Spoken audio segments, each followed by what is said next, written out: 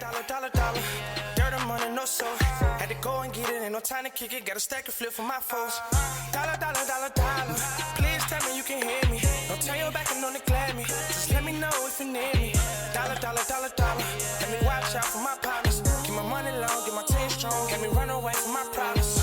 Yup, what's good, original crew, man? We're back. We got a missing 411. So let's double it back. Let's bring it back.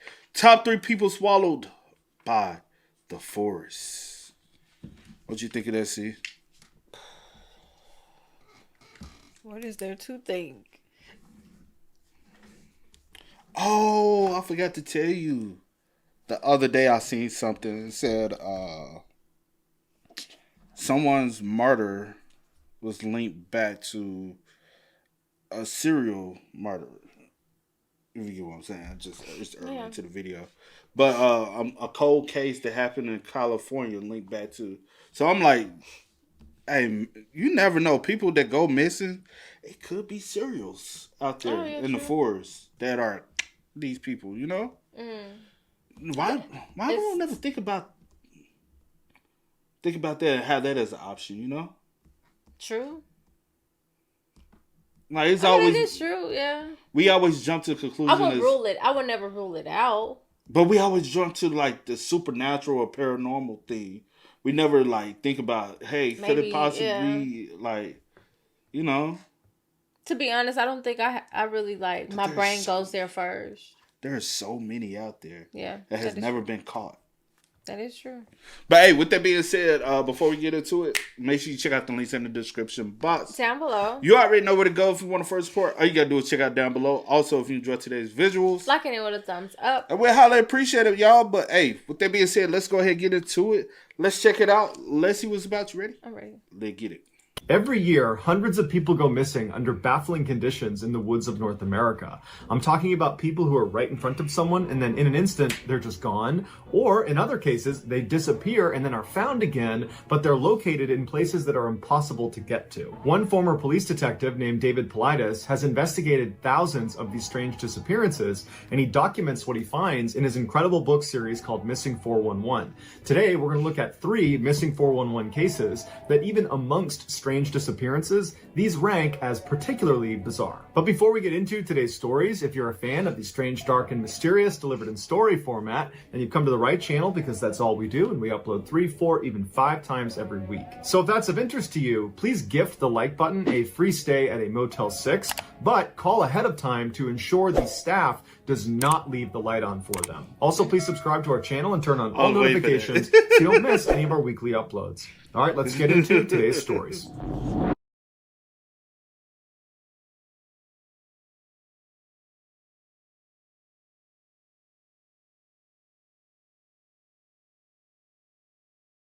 Seward, Alaska is a port city that's about 60 miles south of Anchorage, and it's home to one of the oldest foot races in America called the Mount Marathon Race. Now, this race is not actually a marathon because a marathon by definition is 26.2 miles long.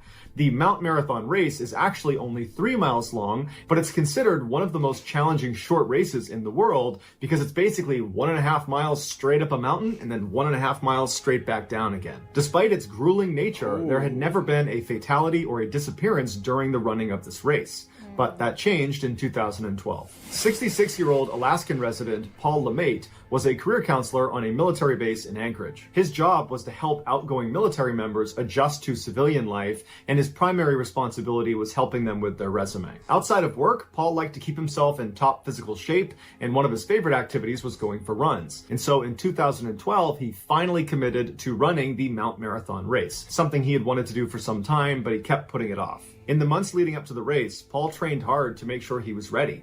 He wasn't trying to win the race or really even be competitive. He just wanted to finish the race in a respectable time. So at 3 p.m. on July 4th, 2012, Paul found himself at the start of the Mount Marathon Race, and his family was on the sidewalk cheering him on. The race director fired the starting gun, and Paul, along with 500 other racers, took off. For reference, a man of Paul's age and physical fitness level should be able to complete this race in about 2 hours or less. But at 5 p.m., when virtually virtually all the other runners had finished the race and Paul was nowhere to be found, his family members were concerned, but they knew he wasn't trying to win the race. They knew he was probably going to be on the slower end, but they were now starting to pay attention and were anxious for him to show up. 45 minutes later, a race timing crew up at the top of the mountain at the turnaround point began breaking down their setup. About 15 minutes later, when they were done, they started walking down the mountain right as Paul showed up at the top. And they said to him, "You are the last racer on this course. Do you still want to continue?" And he said, "Yes, I definitely still want to continue." And so the timing crew said, "That's fine. Just take your time." Damn, it took him that long? By the time he get Did up. they leave him? Okay, sorry. Because everybody had already came back and made it. Yeah, and they packing up to go back down. And he he's just not now coming up. So they like, take your time. That's suspicious, though. Everybody already came up and went back down. And he's just now. Slow. No, bro. If he's in that. I don't know, child. You get what I mean, though? It's kind of a little. I don't know where you're trying to get to, like, but I get what you're saying. Like, was he already injured? Was something going on, medical condition wise, Yeah. that would cause him to move slow? I don't know.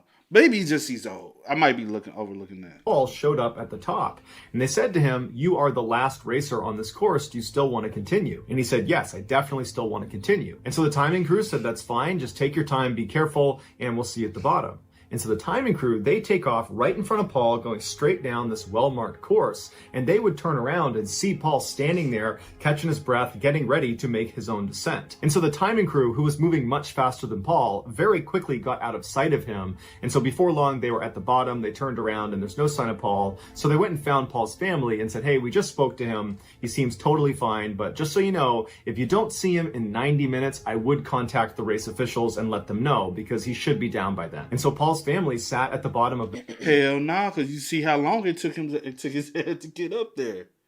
Like, somebody should have, I don't know. Somebody should have stayed up there. What do you think? Yeah, Until all races have came. I wouldn't have left him by himself, but that's just me. Yeah. This race, looking up, expecting to see him any moment, but 90 minutes came and went and he never showed up. They wound up waiting another 30 minutes just in case, but again, he didn't show up, and so they informed race officials. The race officials immediately contacted the Alaskan State Troopers, and a search was launched for him because now fog's rolling in, this is a dangerous course, and it's starting to get pretty late. All night, hundreds of expert Alaskan searchers combed this mountain, both on the course, outside the course. They even went on the backside of Mount Marathon, where it would have been extremely difficult for Paul to have gotten there. He would have had to climb up and over the mountain, which is just extremely unlikely, but they figured we can't leave any stone unturned. And so all night they're looking, they got dogs out, and there's no sign of him. The next morning, when the fog cleared up, they brought in helicopters with thermal cameras, and they continued to search the mountain. But after 4 more days, they never found Paul or any of his belongings, and so they called off the search. It was like Paul had just vanished. Now, it's easy to jump to the conclusion that Paul must have just gotten disoriented and lost the course track, and then maybe he fell, or he was attacked by an animal like a bear, because this is Alaska. But there's a couple problems with that. The first one is the course itself is extremely well marked. This race is one of the oldest in America. They've been doing this for over 100 years, and they've never had a missing person or a fatality. So they know how to keep people safely inside of the course bounds. The other issue is the timing crew saw Paul at the top, at the turnaround, and he was physically okay. He was talking to them, he was not distressed, and he would have very clearly seen where to go next, because he would have seen the timing crew leaving ahead of him, going down the trail that he would have to follow. Clearly, something unusual happened to Paul either at the summit after the timing crew left or on the way down, because rational explanations cannot account for how Paul could vanish so completely in such a controlled environment with so many expert searchers looking for him. But to this day, no one has ever found Paul or even the slightest trace that he was ever on that mountain. Now, that's definitely like, bro. 2012. And there has been serials up in Alaska. But it would just be weird that somebody just do it on this race and nothing, you know what I'm saying? Maybe they thought like, hey, you know, everybody's gone. That's weird. And they seen that, okay, he's by himself. Everybody gone, the race is over. Here's my chance. Opportunity. Because there has been a lot of disappearances in Alaska. And a lot of them have been linked back to serial people, you know? I don't know. This one is... Is there any craters anywhere? Or is there any, like, places where people can, like, you know what I'm saying? Like, fall in, sink into, like... Maybe he was, like, I understand y'all probably thought that he was cool, he was talking or whatever, but it took him forever to get up there. So maybe something was going on, or was he dehydrated? It was like it's a plethora of things, and maybe he was confused. And even though y'all have markers and stuff for them to stay on course, someone in there, you know, that's thinking straight and not like, you know, someone's distraught, not clear minded. Yeah. I'm just thinking, my mind going, because I'm like, the fact that he was never found, no trace of nothing, no, not even remains. That's the craziest part, is there's nothing. Like, there's nothing, no signs of him. That's the scary part. That's crazy to me, and it's sad because like his family down there waiting for him to cheer him on, like at the finish line, and he never shows. That's sad.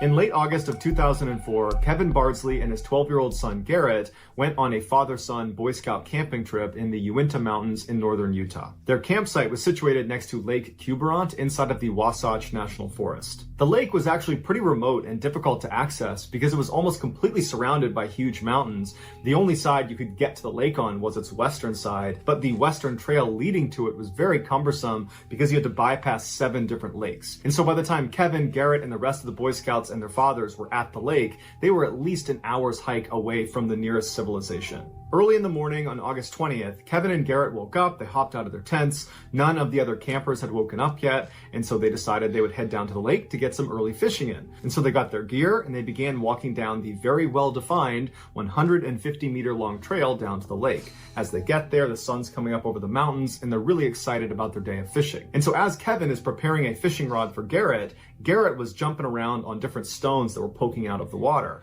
And at some point he tripped and he fell into the water, soaking his shoes and his pants. And so he hopped out of the water and he's kind of laughing at himself. And he told his dad that he didn't care. He'd fish with wet feet and wet pants and he would change them later. And so Kevin laughed and handed his son his fishing rod, and then the two of them began to fish. After a while, when they hadn't caught anything, Garrett said to his dad that, you know what, Dad, this is actually pretty uncomfortable. I'm going to go change my pants and my socks. And so Kevin said, no problem. I'll be here with our gear. I'll see you when you get back. And so Garrett stands up and he starts walking back up the well-defined 150-meter trail back up towards the campsite. And Kevin actually turned around and watched his son 150 what?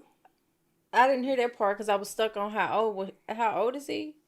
With our gear, I'll see you when you get back. And so Garrett stands up and he starts walking back up the well-defined 150-meter trail back. 150 meters. How far is that? Like feet? You don't know.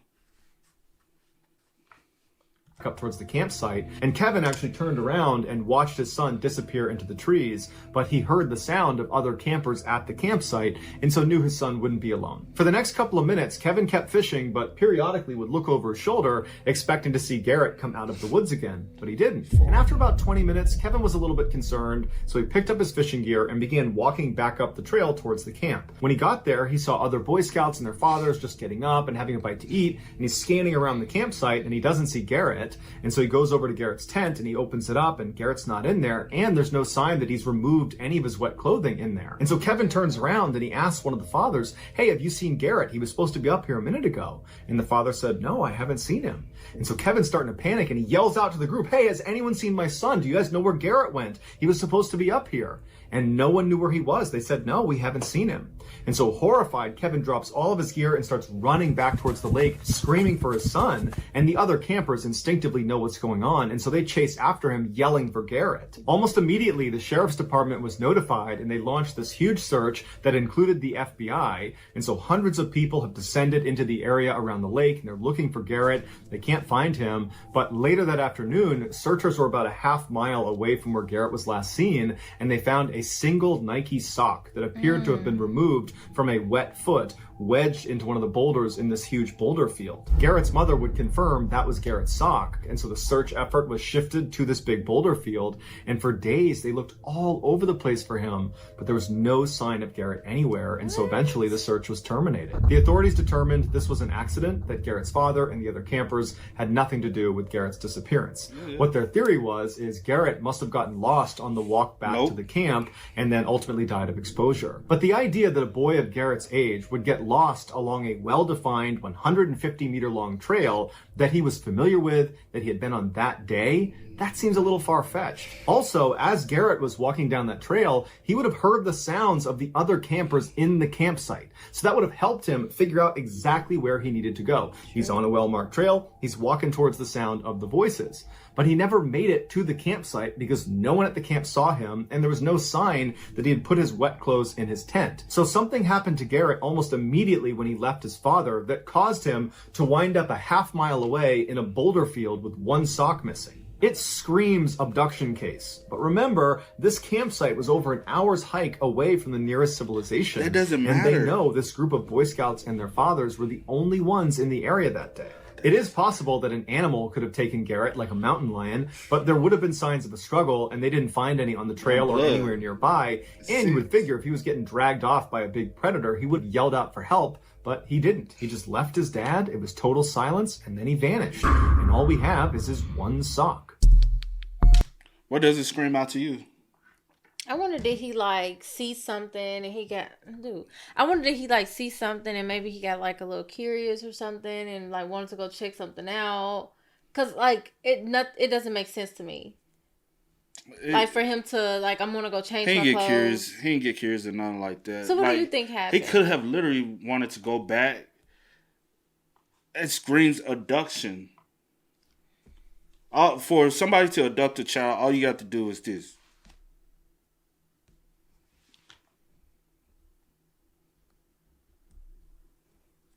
You got a gun on you. It happened in 2004. You say a word, I'm going to kill you. Out of fear, a kid says it's nothing. And the only thing that was found was a sock. While dragging him away. You wouldn't have found the shoe? So what you think? If it's an animal, you would have found the shoe. He could have took... So what do you think? I don't know. I really don't know. Like, honestly, with these, it's kind of like you can go either way. Like, you're not wrong for thinking what you think. You're not saying nothing. I don't really have anything. So I'm like, okay, well, you want to go with that? We can go with that. I can see that happening. I'm saying, come up with like what? I don't know. I'm trying to see what I have no clue. I keep saying I don't know. I don't have a clue. I'm just trying to figure out why just the sock was found. If that was the case, I'm thinking other clothing articles, would have been found.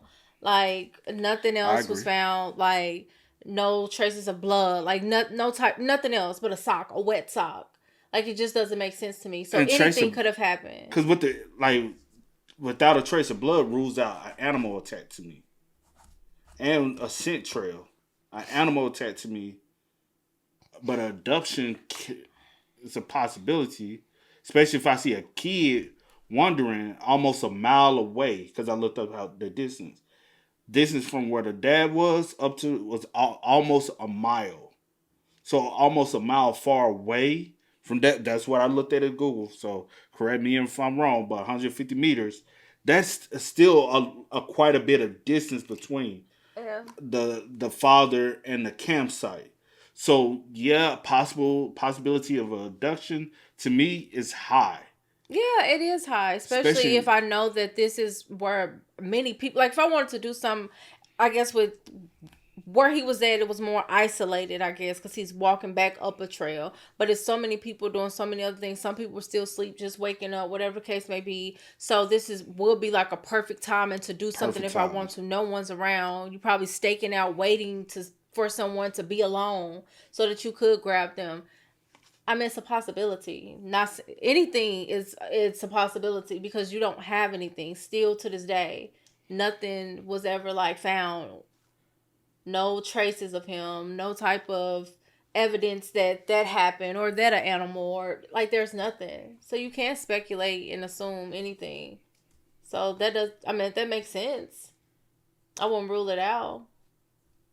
But because I was like, when he said cougars and stuff, I'm like, cougars do be in those mountains, like out in Utah and stuff like that, right? Mm-hmm. So I was like, oh, it could be a cougar. It could be something other. But I feel like if an animal's coming and dragging you off, I'm pretty sure you will hear screams. So I kind of ruled that out as far as the animal thing, but he would have screamed. But as soon as he saw the animal too, he would have been what is?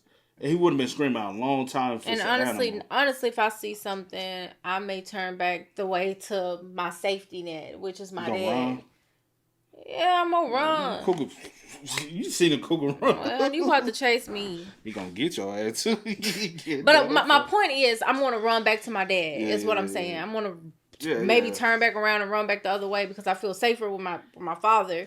And I'm gonna scream. So someone possibly would have heard him. His dad, he's not that far away from his dad. Like he's in between his dad and other campers. You know how long a mile is? As far as distance between? Dude, I'm still gonna scream, hoping someone would hear me. Yeah. But if I'm saying to run. I'm saying like to run back, scream for daddy. Child, when you in a life and death situation, child, I'm just saying. You do what you can. Fight or flight, child. I feel you. In 1950, when Rosemary was 21 years old, she married the love of her life, Charles Bud Kunst, and they moved into a house together in San Anselmo, California. Together, they had 6 children and 11 grandchildren. They were known as a very active couple, that when they were not with their family and their grandkids, they were out on a hiking trail somewhere enjoying the outdoors. In 1998, Rosemary's life was derailed when she and her husband were in a horrific car accident. When she came to in the hospital, she was very badly injured, and she was told that her husband of nearly 50 years had not survived. Rosemary was devastated. She was lost without Bud.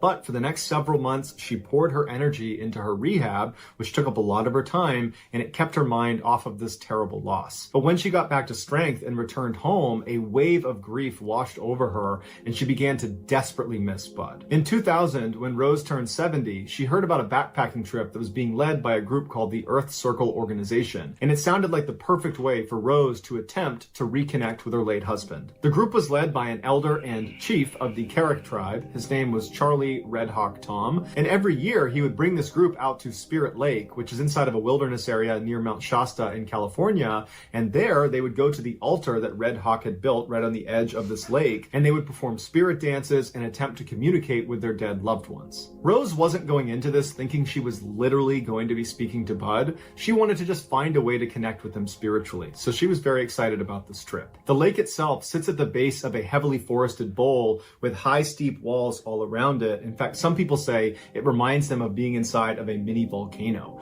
And because of those high steep walls, there's actually only one way in or out to the lake, and that's on the north side.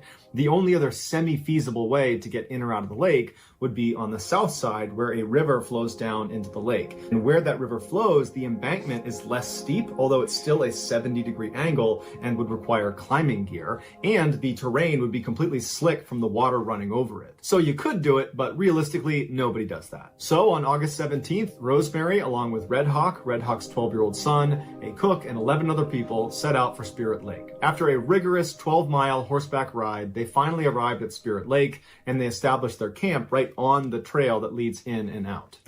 What year was this? 98. I know 98 her husband died, but it was the same time. No, this... My bad. Arrived at Spirit Lake, and they established their camp right on the trail that leads in and out. That night, all the participants had dinner together, and then they made their way over to the altar right next to the lake where Red Hawk was, and he performed a spirit dance, and then afterwards, as a group, they attempted to call out to their dead loved ones. The following morning at 9 a.m., once everyone was up, Red Hawk informed the group that they were going to take a day trip to another lake, and they'd be back that evening. Rose told Red Hawk that she'd actually prefer to just stay at their campsite and enjoy the beauty of the lake, and Red Hawk told her that was just fine. So Red Hawk and the main group left, leaving behind Rosemary, as well as Red Hawk's 12-year-old son named Chalet, and the cook. A little while later, at 1 p.m., Rose decided she wanted to take a little hike around the side of the lake, and so she asked Chalet if he wanted to join her.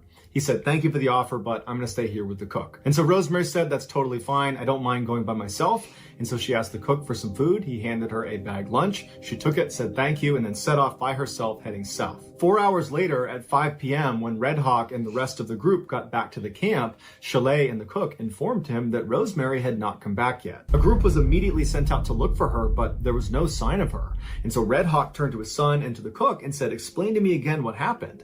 And they said she was totally normal. She just wanted to go for a hike and she took some food and we watched her disappear into the trees. They also told Red Hawk that they had been sitting in the trail that leads in and out of the lake the entire time Rosemary was gone and they never saw her. So she didn't leave the lake. She's somewhere out there. Confused and very concerned, Red Hawk had one of the other participants leave the lake and go contact authorities. And within 24 hours, there were 50 searchers combing the lake for Rosemary. The head of the search and rescue team was a guy named Grizz Adams, who had led many other search and rescue efforts. After studying the area and talking to Chalet and the cook and the others who were there, he just could not understand how a 70-year-old woman had managed to vanish so quickly and completely, because there's no way she climbed out the south exit because she didn't have climbing gear, and physically she probably wasn't capable of that even with the right gear. And she didn't leave through the north exit, the main trail, because Chalet and the cook were there the entire time and they never saw her. So where was she? As the search continued to find nothing, Grizz called in more searchers on horseback, helicopters, and dog teams. But the dog teams immediately proved to be useless because they were unable to pick up her scent, despite the fact they knew exactly where she started and where she was going. Grizz said that was highly unusual. For the next several days, searchers looked in and around the lake and up onto the mountainsides, and all they could ever find was a small tuft of Rosemary's hair about a half-mile away from where she was last seen. But this hair did not help investigators come up with a theory as to what happened. Ultimately, after almost a week of searching and not finding their mother, Rosemary's children elected to terminate the search. Grizz Adams, the head of the search effort, said the only time he's ever seen something like this is when someone was trying to disappear. They were trying to end their life. But Rosemary, before she went on this hike, she asked Chalet to come with her. She wanted company. That's not indicative of someone that's trying to hurt themselves. But regardless of the reason, to this day, Rosemary has never been found. So that's going to do it, guys. If you found the secret in today's episode, let us know in the comments what it is and where you... You never know. I would say that doesn't mean anything. Just because she knew. invited his son to go. She probably knew he was going to say, no, okay, perfect. Or maybe she was hoping he said no, or whatever the case would be, don't know. Because at first I was like, maybe, I'm thinking an animal probably involved in this one. That's what I was thinking, because he said the hair, and I'm like, maybe some hair got ripped out, maybe an animal dragging you or something, or did you rip your own hair out for, like, I don't know, like, it doesn't make sense to me. And then when he said for someone that may want to go missing themselves, I'm like, because you don't know what type of mental state she was in. At 70. Losing her husband. In a traumatic way. Yeah, and then going on this, this spiritual trip. You really don't know. You don't. That is true. You don't know what kind of spiritual like what her thoughts were. Did she feel like, because people feel like they may see or hear or feel like there's something that they have to do or whatever. Like you just don't know. It's very weird and bizarre though. Yeah. And honest, it's sus at 70. It's sus. Yeah. To just to know a parent just vanish without a trace. Yep. Nothing. But only thing that alarmed me is the parents. I mean, the kids called the search off I feel like so early. A week? Early. I know people search for a whole freaking year and don't stop. Typically, the family don't call off the search. The searchers call off the search. Well, I'm not going to read too much into that. I mean... I ain't saying read into it. I'm just like, it's a little suspicious. That's all I'm saying.